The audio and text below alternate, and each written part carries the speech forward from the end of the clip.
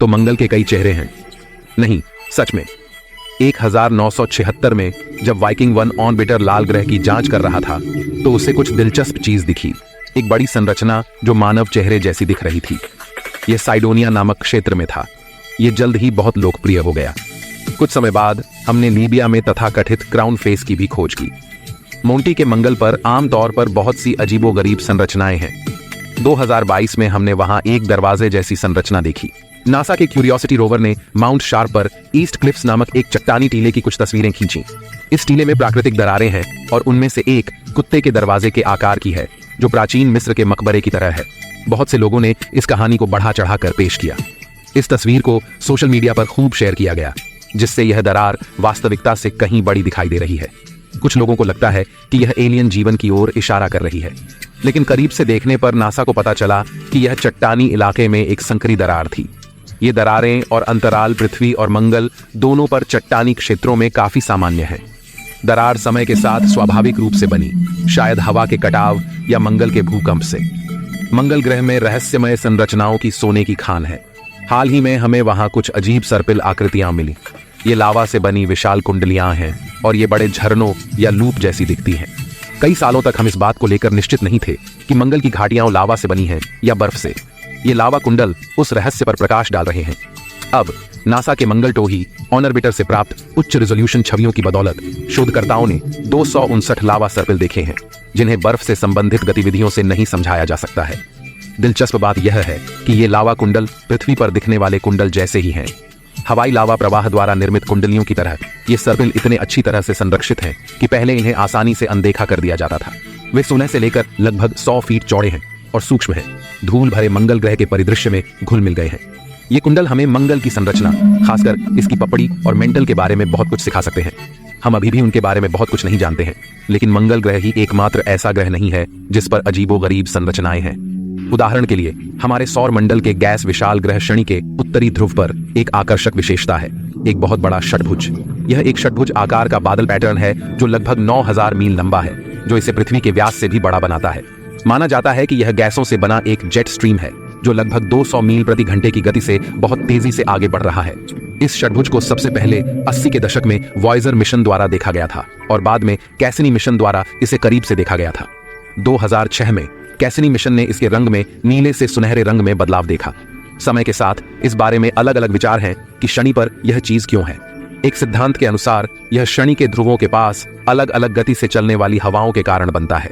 प्रयोगशाला प्रयोगों में जब तरल पदार्थों को अलग अलग गति से घुमाया गया तो इसी तरह की आकृतियां बनी। एक अन्य विचार के अनुसार शनि के विशेष मौसम पैटर्न के साथ हवा की धीमी गति से घूमने वाली धारा 2020 के लिए जिम्मेदार हो सकती है। हमने पाया कि जब तूफान विपरीत दिशा में घूमती हवा से घिरे होते हैं तो वे एक स्थिर षटभुज आकार बना सकते हैं। अब तक यह सबसे संभावित स्पष्टीकरण है। शनि भी विचित्र चंद्रमाओं के साथ भाग्यशाली रहा। उनमें से एक को लैपिडस कहा जाता है। इस चंद्रमा की एक अजीब विशेषता है, एक विशाल रिज जो एक विशाल बेल्ट की तरह इसके मध्य भाग के चारों ओर लपेटी हुई है। यह मूल रूप से इसे एक विशाल अखरोट जैसा दिखता है। मेरा नटक्रैकर कहाँ है? यह रिज हमारे मानकों के अनुसार अविश्वसनीय रूप से लंबा है, लगभग 8-12 मील ऊंचा और 124 मील चौड़ा है।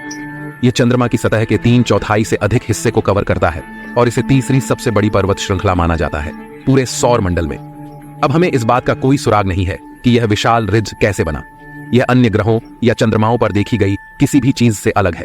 हालांकि एक विचार है, यह रिज किसी मृत चंद्रमा के अवशेष हो सकते हैं। मान लीजिए कि अरबों साल पहले एक विशाल प्रभाव ने लैपिडस के पदार्थ के टुकड़ों को तोड़ दिया। ये टुकड़े चंद्रमा के चारों ओर चक्कर लगाते रहे, जिससे एक छोटा चंद्रमा या उपग्रह बन गया। और समय के साथ लैपिडस के गुरुत्वाकर्षण खिंचाव ने इस छोटे चंद्रमा को अलग कर दिया, जिससे इसके चारों ओर मलबे का एक घेरा बन गया। जैसे ही इस वलय से मलबा लैपिडस पर वापस गिरा, इसने एक विशाल रिज का निर्माण किया जिसे हम आज देखते हैं। उन्हें लगता है कि यह प्रक्रिया तेजी से हुई, शायद सदियों में। शनि के गुरुत्वाकर्षण ने इसमें हस्तक्षेप नहीं किया, क्योंकि सौभाग्य से लैपिडस उससे काफी दूर था। अगर लैपिडस शनि के करीब होता तो उसका चंद्रमा शायद उससे दूर चला जाता। लेकिन हमें यह देखने के लिए और सिमुलेशन की आवश्यकता है कि क्या यह सिद्धांत सच है। टाइटन, शनि के एक और चंद्रमा के मीथेन समुद्र में भी कुछ अजीब चीजें चल रही हैं। वैज्ञानिकों ने जादुई द्वीप कहे जाने वाले इन अजीब चमकीले धब्बों को देखा है, जो समय के साथ उभरते और गायब होते दिखाई देते हैं। हमें नहीं पता कि वे क्या हैं, टाइटन का वायुमंडल जटिल कार्बनिक अणुओं से भरा हुआ है जो एक साथ चिपक जाते हैं और बर्फ की तरह इसकी सतह पर गिरते हैं। ये जादुई द्वीप बर्फ के ढेर हो सकते हैं जो मीथेन को सोख लेते हैं और बहुत धीरे धीरे डूबते हैं। लेकिन पानी में एक समस्या है, अणु एक साथ चिपक जाते हैं जिसके कारण चीजें इसके ऊपर तैर सकती हैं। लेकिन मीथेन अलग है, ये दूसरे अणुओं को पकड़ना पसंद करती है, इसलिए यह किसी भी ठोस चीज को तुरंत डुबा देती है। फिर भी ये जादुई द्वीप डूबते नहीं हैं। एक सिद्धांत है कि ये द्वीप बर्फ से बने स्पंज की तरह हो सकते हैं जिनमें बहुत सारे छेद होते हैं। जब इस पवित्र बर्फ के टुकड़े झील के किनारे से ढीले होते हैं तो वे नीचे जाने से पहले थोड़ी देर के लिए टाइटन समुद्र पर तैर सकते हैं। इसके अलावा अन्य विचार भी हैं, जैसे नाइट्रोजन गैस के बुलबुले या हवा से होने वाली लहरें। हमें निश्चित रूप से जानने के लिए और अधिक शोध की आवश्यकता है। चंद्रमा अजीब होते हैं, बस हमारे अपने चंद्रमा को देखें। 1971 में हमें अपने चंद्रमा पर मिट्टी गायब होने वाला एक पैच मिला और यह एक नीली झील जैसा दिखता है। वे इस रहस्यमयी स्थान को इना कहते हैं। हमने इसे पहली बार 1971 में अपोलो 15 मिशन के दौरान देखा था।